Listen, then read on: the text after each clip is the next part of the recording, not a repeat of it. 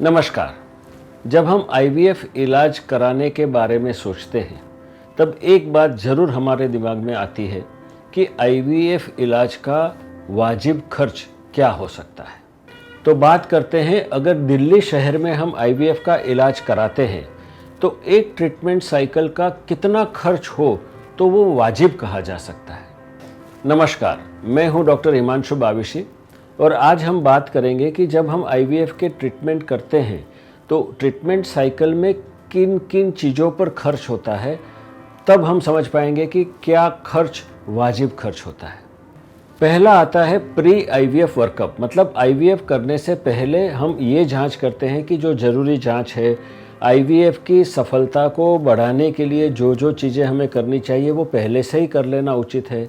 और आईवीएफ में फेलियर होने का, असफल होने का जो भी रीज़न हो सकता है, कारण हो सकता है, अगर हम उसको भी पहले से देख लें जो पॉसिबल है तो हम उसको अवॉइड कर सकते हैं, मतलब ना हो ऐसा कर सकते हैं।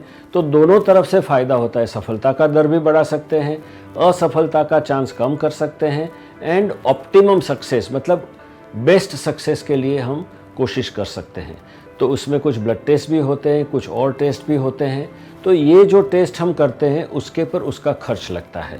तो आप अपने लिए क्या उचित है वो समझ के अगर वो खर्च समझेंगे तो बेहतर है। दूसरा आता है मेडिसिन। आपको जो दवाइयाँ दी जाती है उसमें काफ़ी कुछ वेरिएशंस होते हैं। दवाई का कंटेंट भी अलग अलग होता है, दवाई की कंपनीज भी अलग अलग होती है और आपके लिए जो ज़रूरी है वो दवाई कभी अलग भी हो सकती है। तो दवाई जो खर्च हम गिनते हैं वो आपका इंडिविजुअल है, मतलब आपकी ज़रूरत, डोज की ज़रूरत, दवाई की ज़रूरत के हिसाब से वो खर्च लगता है और वो खर्च अलग अलग मरीज़ में अलग अलग हो सकता है। एक चीज़ और भी जानते हैं आप कि ये एक हाई टेक्नोलॉजी ट्रीटमेंट है। तो स्त्री बीज जो है वो बहुत ही डेलिकेट होता है, वो स्त्री के शरीर के बाहर नहीं आता है।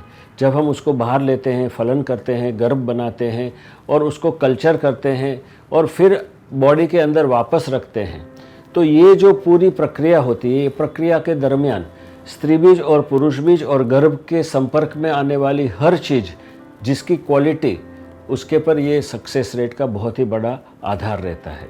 इसलिए जो लैब में यूज़ होता है वो कल्चर मीडिया, डिस्पोजेबल्स और जो भी मतलब मटेरियल जो ये चीज़ों के संपर्क में आता है उसकी गुणवत्ता के पर भी आपकी कॉस्ट का बहुत बड़ा आधार रह सकता है। फिर होता है infrastructure, quality, technology used by your own clinic, जहाँ पे आप अपना इलाज करवा रहे हैं, वहाँ के डॉक्टर्स, वहाँ के बाकी स्टाफ का, मैन पावर का क्वालिटी, ये सब चीज़ों पर भी बहुत ही बड़ा फ़र्क पड़ता है। जितना अच्छा infrastructure and quality of man power होता है उतना आपका सक्सेस का चांस बढ़ता है। तो ये भी एक बहुत ही इम्पॉर्टेंट फैक्टर है। आप कोई भी चीज़ खरीदते हैं तो उसमें अलग अलग मॉडल्स आते हैं और उसकी कॉस्ट भी अलग अलग होती है, क्योंकि हर टेक्नोलॉजी की अपनी एक कॉस्ट होती है।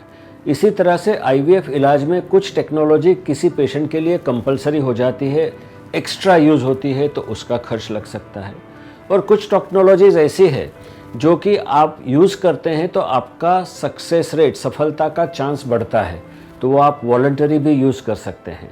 तो जो टेक्नोलॉजी एडिशनल यूज़ करेंगे आप तो उसका खर्च भी आपको लग सकता है। एक और चीज़ आपको समझना ज़रूरी है कि हर पेशेंट का इलाज अलग अलग हो सकता है, हर पेशेंट का प्रॉब्लम भी अलग अलग होता है, उसकी दवाइयों का डोज रिक्वायरमेंट भी अलग अलग हो सकता है, उसकी ट्रीटमेंट का टोटल प्रकार बिल्कुल अलग भी हो सकता है। तो किसी एक पेशेंट की ट्रीटमेंट के कॉस्ट के साथ में आप अपनी ट्रीटमेंट का कॉस्ट स्ट्रेट अवे, सीधा सीधा नहीं कंपेयर कर सकते।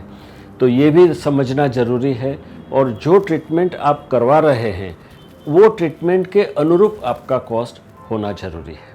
तो अगर मैं शॉर्ट में कहूँ तो वैल्यू फॉर मनी समझना बहुत ज़रूरी है। खाली ट्रीटमेंट कम खर्च में हो जाने से आपका फ़ायदा नहीं होता है। अगर आप 10 रुपये का चीज़ लाते हैं वो 10 दिन चलता है और 20 रुपये का चीज़ लाते हैं जो 50 दिन चलता है, तो आपको हकीकत में 20 रुपये वाला चीज़ सस्ता पड़ता है। तो आपकी सिर्फ़ और सिर्फ ट्रीटमेंट का खर्च न देखते हुए सफलता का चांस, मिसकैरेज कम हो, बच्चा हेल्दी आपके हाथ में आए, ये सब फैक्टर्स को भी आपको कंपेयर करना पड़ेगा और एप्पल टू एप्पल कंपेयर करना पड़ेगा, और उस हिसाब से आप वैल्यू फॉर मनी जहाँ पे आपको मिलता है, जहाँ पे आपको आपकी ट्रीटमेंट के अनुरूप, आपके बजट के अनुरूप ट्रीटमेंट के पैकेजेस मिलते हैं और पैकेज के हिसाब से आपको सिलेक्शन का चॉइस मिलता है, वो आपके लिए बेस्ट हो सकता है, क्योंकि आप अपना जितना पैसा खर्च करेंगे उसके सामने उतना ही रिज़ल्ट उसमें से ले सकेंगे।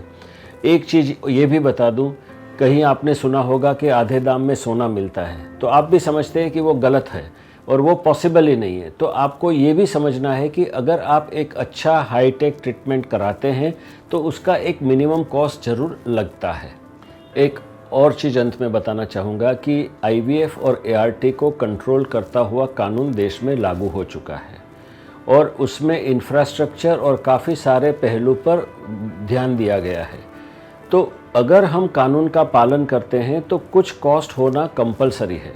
तो अगर आपको कहीं पे भी ऐसा लगता है तो ये चीज़ को हमेशा ध्यान में रखिए कि कोई गैर कानूनी तरीके से अपना इलाज ना करवाएं, क्योंकि बच्चा आपका है, आपका बच्चा आपका भविष्य है और ये प्रिकॉशन लेना बहुत ज़रूरी है। Thank you so much. All the best.